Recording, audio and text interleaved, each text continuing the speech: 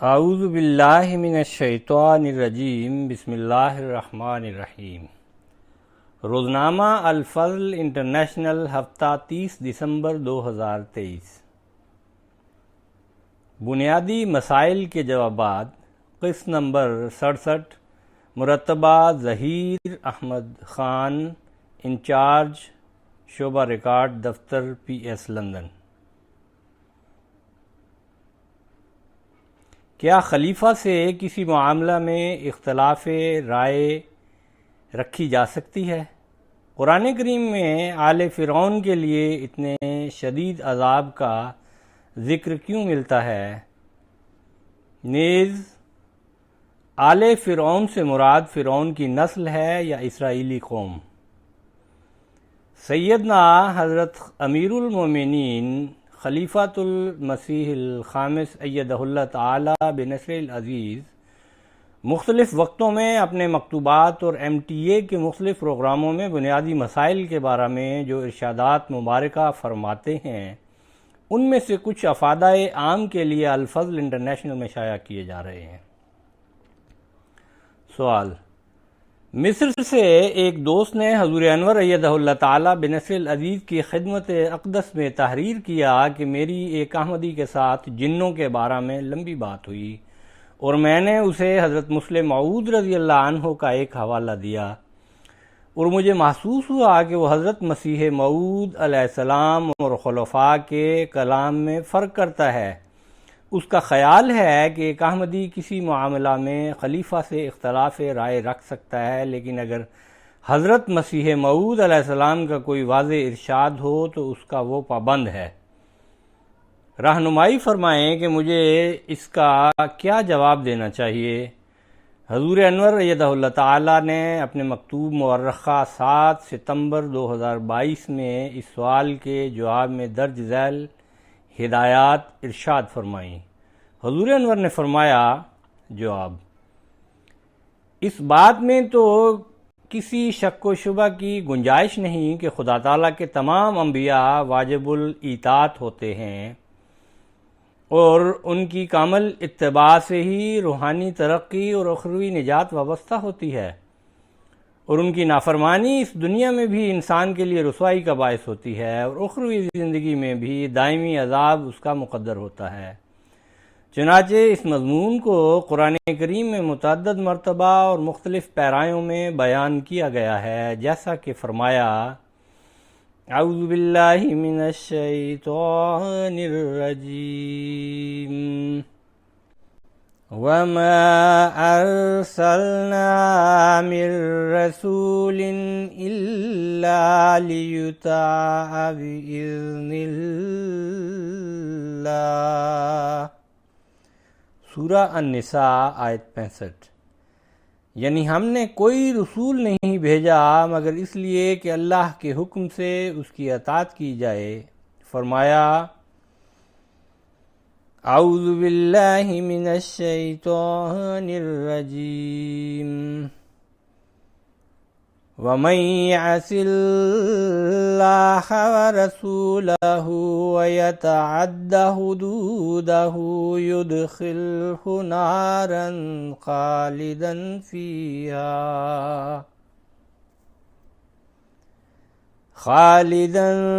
فِيهَا وَلَهُ عَذَابٌ مُّحِينٌ۔ سورہ النساء آیت 15۔ یعنی جو شخص اللہ اور اس کے رسول کی نافرمانی کرے اور اس کی مقرر کردہ حدوں سے آگے نکل جائے، اسے وہ آگ میں داخل کرے گا جس میں وہ ایک لمبے عرصہ تک رہتا چلا جائے گا، اور اس کے لیے رسوا کرنے والا عذاب مقدر ہے۔ اسی طرح فرمایا: اعوذ باللہ من الشیطان الرجیم وَمَا كَانَ لِمُؤْمِنٍ وَلَا مُؤْمِنَةٍ إِذَا قَضَى اللَّهُ وَرَسُولُهُ أَمْرًا وَرَسُولُهُ أَمْرًا أَن يَكُونَ لَهُمُ الْخِيَرَةُ مِنْ أَمْرِهِمْ وَمَن يَعْصِ اللَّهَ وَرَسُولَهُ فَقَدْ ضَلَّ ضَلَالًا مُبِينًا۔ سورہ الاحزاب آیت 37۔ یعنی کسی مومن مرد اور کسی مومن عورت کے لیے جائز نہیں کہ جب اللہ اور اس کا رسول کسی بات کا فیصلہ کر دیں تو اپنے معاملہ میں ان کو فیصلہ کا اختیار باقی رہے، اور جو اللہ اور اس کے رسول کی نافرمانی کرے وہ بہت کھلی کھلی گمراہی میں مبتلا ہوتا ہے۔ اسی طرح حدیث میں بھی بیسیوں ایسے واقعات ملتے ہیں کہ صحابہ رسول صلی اللہ علیہ وسلم نے نہ صرف دینی معاملات میں بلکہ دنیوی معاملات میں بھی حضور صلی اللہ علیہ وسلم کی کامل پیروی کی، یہاں تک کہ بعض دنیاوی معاملات میں حضور صلی اللہ علیہ وسلم کو یہ فرمانا پڑا کہ انتم عالم بامر دنیاکم، صحیح مسلم، یعنی تم اپنے دنیوی معاملات کو میری نسبت زیادہ بہتر جانتے ہو۔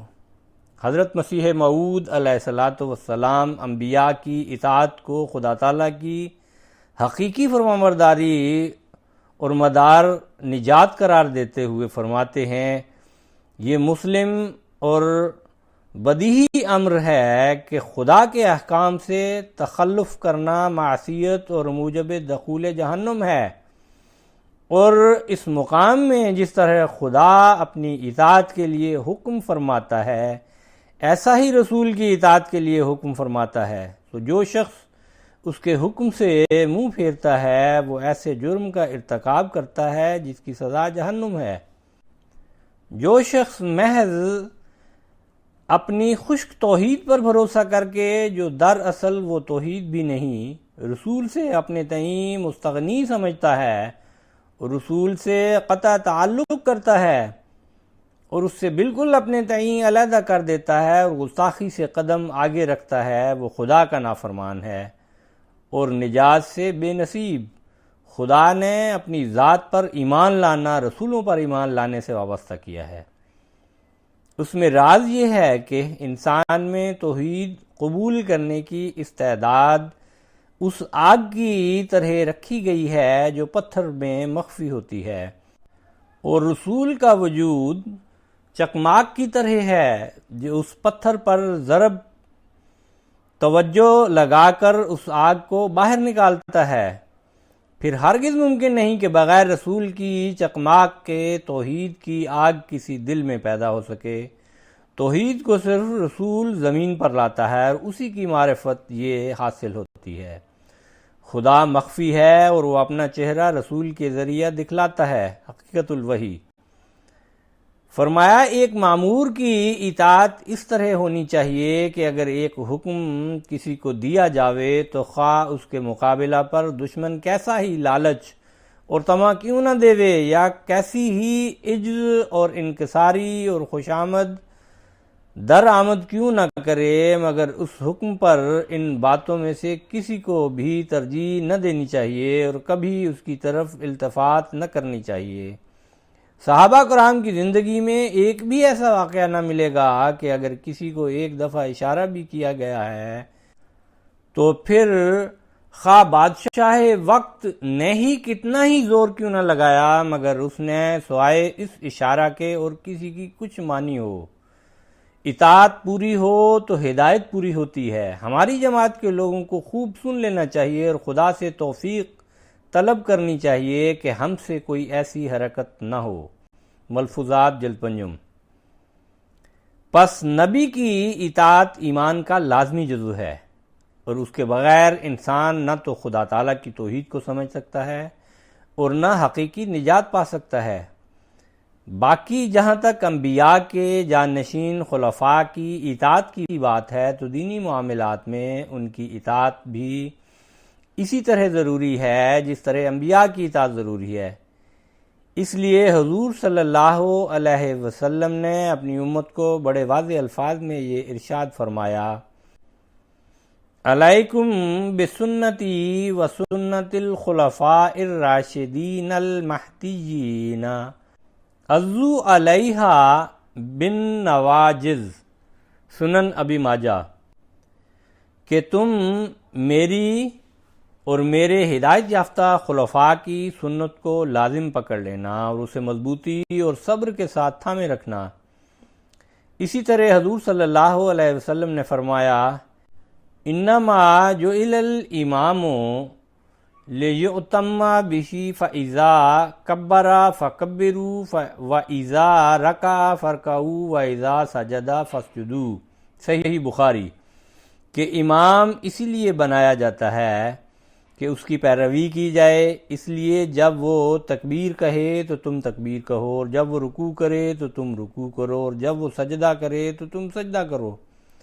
قابل غور بات یہ ہے کہ حضور صلی اللہ علیہ وسلم کا ارشاد اس امام کے بارے میں ہے جسے نماز کے لیے خود انسان اپنا امام بناتے ہیں، اور جس شخص کو انبیاء کی جانشینی میں خدا تعالیٰ لوگوں کا امام بناتا ہے اس کی کس درجہ کی اطاعت ہونی چاہیے۔ چنانچہ خلیفہ راشد کی اطاعت کی اہمیت بیان کرتے ہوئے حضرت خلیفۃ المسیح اول رضی اللہ عنہ فرماتے ہیں، تمہاری حالت اپنے امام کے ہاتھ میں ایسی ہو جیسے میت غسال کے ہاتھ میں ہوتی ہے، تمہارے تمام ارادے اور خواہشیں مردہ ہوں، اور تم اپنے آپ کو امام کے ساتھ ایسا وابستہ کرو جیسے گاڑیاں انجن کے ساتھ، اور پھر ہر روز دیکھو کہ ظلمت سے نکلتے ہو یا نہیں۔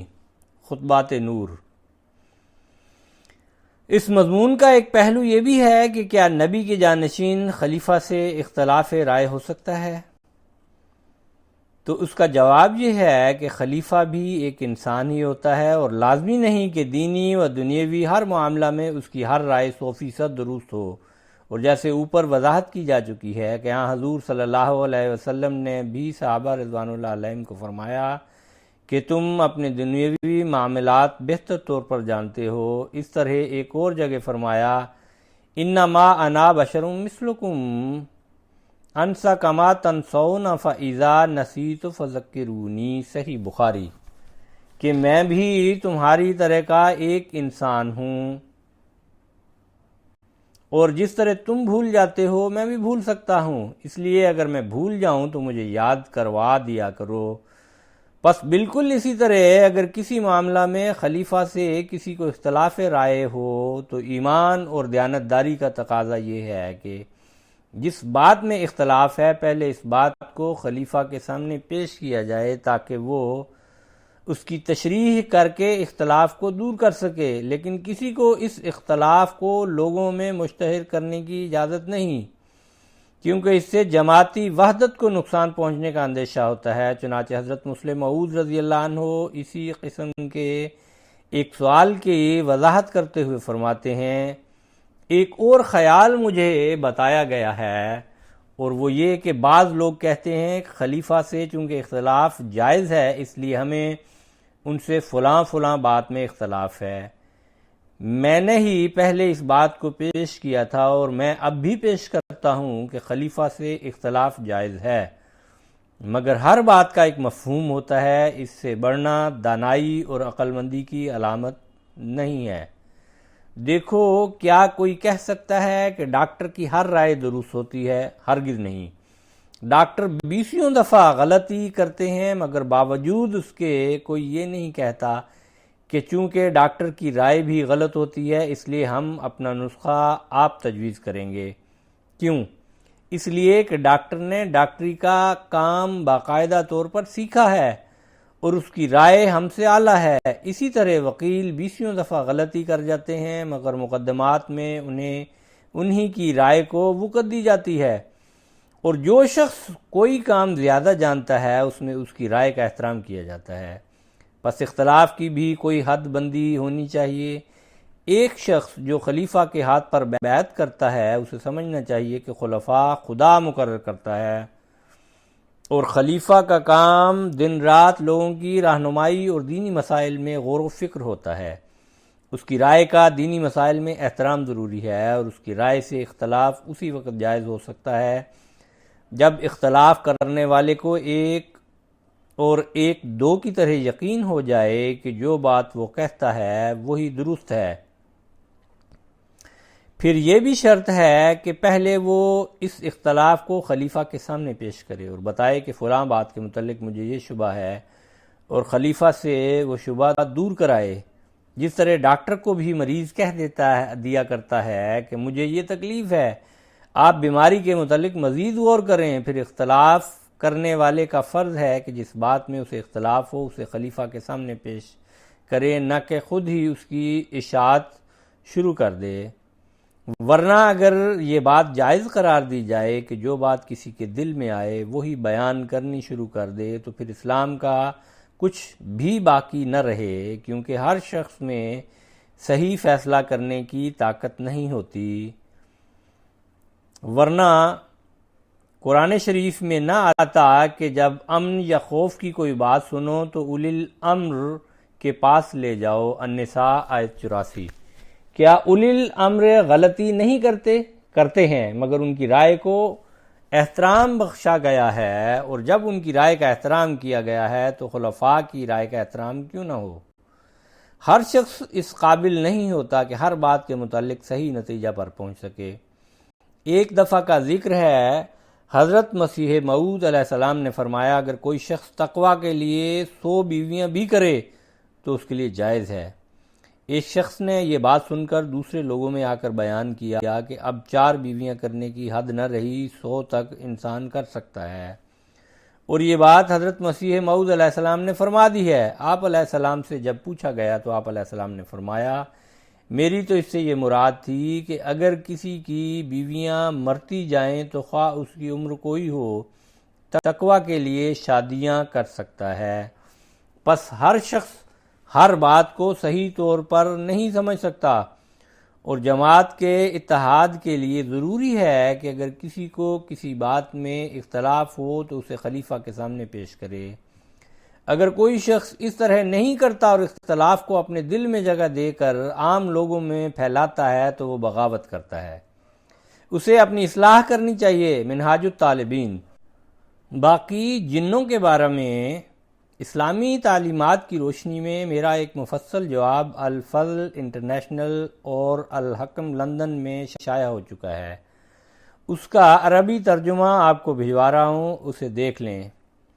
سوال: فرانس سے ایک دوست نے حضور انور ایدہ اللہ تعالی بنصر العزیز کی خدمت اقدس میں لکھا کہ قرآنی آیات اعوذ باللہ من الشیطان الرجیم وَحَاقَ بِآلِ فِرْعَوْنَ سُوءَ الْعَذَابِ النَّارُ يُعْرَضُونَ عَلَيْهَا غُدُوًّا وَعَشِيًّا وَيَوْمَ تَقُومُ السَّاعَةُ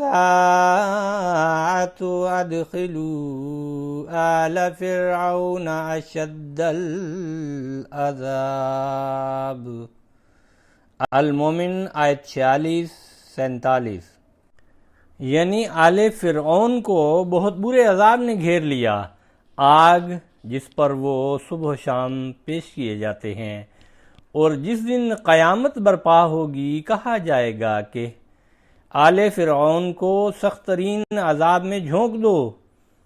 کی روشنی میں دریافت طلب امر یہ ہے کہ آل فرعون کے لیے اتنا شدید عذاب کیوں ہے، جبکہ اللہ تعالیٰ کی رحمت تو بہت وسیع ہے۔ کیا کوئی خاص جرم تھا جو آل فرعون سے اس زمانہ میں ہوا اور آج تک وراثت کے طور پر ہو رہا ہے؟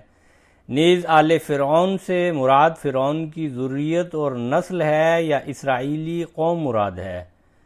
حضور انور ایدہ اللہ تعالیٰ نے اپنے مکتوب مورخہ 16 ستمبر 2022 میں اس سوال کا درج ذیل جواب عطا فرمایا۔ حضور نے فرمایا: جواب: اللہ تعالیٰ قرآن کریم میں فرماتا ہے اعوذ باللہ من الشیطان الرجیم ان اللہ لا یغفر ان یشرک بہ ویغفر ما دون ذلک لمن یشاء۔ النساء آیت 117۔ یعنی اللہ اس گناہ کو ہرگز نہیں بخشے گا کہ اس کا کسی کو شریک بنایا جائے، اور جو گناہ اس سے ادنا ہوگا اسے جس کے حق میں چاہے گا معاف کر دے گا۔ اور جو شخص کسی کو اللہ کا شریک بنائے تو سمجھو کہ وہ سیدھے راستہ سے بہت دور جا پڑا ہے۔ اسی طرح فرمایا کہ ان الشرک لظلم عظیم، سورہ لقمان آیت 31۔ یعنی یقیناً شرک ایک بہت بڑا ظلم ہے۔ فرعون کا جرم یہ تھا کہ اس نے نہ صرف یہ کہ شرک کیا تھا بلکہ خدائی کا دعویٰ بھی کیا، اور لوگوں کی ایک بڑی تعداد کو گمراہ کر کے بہت بڑا گناہ کیا۔ اس لیے اللہ تعالیٰ نے قرآن کریم میں فرعون اور اس کی اس آل کو جو اس زمانہ میں اس کی معاون و مددگار تھی اور اس کی ان برائیوں میں پوری طرح اس کے ساتھ شامل تھی، اس کے متعلق یہ انذار فرمایا ہے جس کا سورہ المومن میں ذکر کیا گیا ہے۔ قرآن کریم کی تعلیمات چونکہ صرف ایک مخصوص زمانہ کے لیے نہیں بلکہ قیامت تک کے لیے رہبر و رہنما ہیں، اس لیے اللہ تعالیٰ نے ان آیات میں یہ بھی بتا دیا کہ آئندہ زمانہ میں بھی جو لوگ ان برائیوں میں فرعونیت اختیار کریں گے اور فرعون کے نقش قدم پر چلیں گے وہ بھی آل فرعون ہی ہوں گے، اور وہ بھی اسی عذاب کا مزہ چکھیں گے۔ اسی لیے قرآن کریم نے یہاں فرعون کی بجائے آل فرعون کے الفاظ استعمال فرمائے ہیں۔ لیکن جو لوگ ان برائیوں سے خود کو بچا کر ہدایت پا جائیں گے، وہ خواہ فرعون کی حقیقی آل ہوں یا اس کے متبعین میں سے ہوں، اللہ تعالیٰ ان کو اس عذاب سے محفوظ رکھے گا۔ چنانچہ خود فرعون کے دربار میں بھی ایک ایسا شخص موجود تھا جو فرعون اور اس کے ساتھیوں کو حق کو ماننے اور حضرت موسیٰ کی مخالفت سے باز رہنے کی نصیحت کرتا ہے تاکہ وہ خدا تعالیٰ کے عذاب سے بچ جائیں۔ قرآن کریم نے اس شخص کو مومن بھی کہا ہے اور اسے من آل فرعون بھی قرار دیا ہے۔ اس واقعہ کا سورہ المومن کی آیات 29 تا 34 میں بڑی تفصیل کے ساتھ بیان کیا گیا ہے کہ آل فرعون میں سے ایک شخص جو ایماندار تھا مگر اپنا ایمان چھپاتا تھا، اس نے کہا اے لوگو، کیا تم ایک ایسے آدمی کو صرف اس لیے مارتے ہو کہ وہ کہتا ہے کہ اللہ میرا رب ہے اور وہ تمہارے رب کی طرف سے نشانات بھی لایا ہے، اور اگر وہ جھوٹا ہے تو اس کے جھوٹ کا وبال اسی پر پڑے گا، اور اگر وہ سچا ہے تو اس کی ہوئی بعض انذاری پیش گوئیاں تمہارے متعلق پوری ہو جائیں گی۔ اللہ حد سے بڑھے ہوئے اور بہت جھوٹ بولنے والے کو کبھی کامیاب نہیں کرتا۔ اے میری قوم، آج تمہاری ایسی حکومت ہے کہ تم ملک پر غالب ہو، پس بتاؤ کہ اللہ کے عذاب کے مقابلہ میں اگر وہ ہم پر نازل ہو گیا تو ہماری مدد کون کرے گا؟ فرعون نے کہا میں تمہیں وہی بتاتا ہوں جو خود مجھے ٹھیک نظر آتا ہے، اور میں تمہیں صرف ہدایت کا راستہ بتاتا ہوں۔ اور وہ شخص جو در حقیقت ایمان لا چکا تھا اس نے کہا کہ اے میری قوم، گزشتہ بڑی بڑی قوموں کی ہلاکت کے دن کی طرح میں تمہاری ہلاکت کے دن سے بھی ڈرتا ہوں، جیسا کہ نوح کی قوم اور عاد اور سمود پر گزرا اور جو لوگ ان کے بعد گزرے، اور اللہ اپنے بندوں پر ظلم نہیں کرنا چاہتا۔ اور اے میری قوم، میں تم پر اس دن سے ڈرتا ہوں جس دن لوگ ایک دوسرے کو مدد کے لیے پکاریں گے، جس دن تم پیٹھ پھیر کر خدائی لشکروں کے سامنے سے بھاگ جاؤ گے، اور اللہ کے مقابلہ میں کوئی تم کو بچانے والا نہیں ہوگا، اور جس کو اللہ گمراہ قرار دے اس کو کوئی ہدایت نہیں دے سکتا۔ پس خدا تعالیٰ نہ تو بلا وجہ کسی کو سزا دیتا ہے اور نہ شرک جیسا عظیم ظلم کرنے والا اس کے عذاب سے بچ سکتا ہے۔ اس لیے اللہ تعالیٰ نے فرعون اور آل فرعون کے لیے جو اس گناہ عظیم میں مبتلا تھے یا آئندہ زمانہ میں فرعون کے نقش قدم پر چل کر اس کی آل بننے والے تھے، ان کے لیے یہ سخت انذار فرمایا ہے۔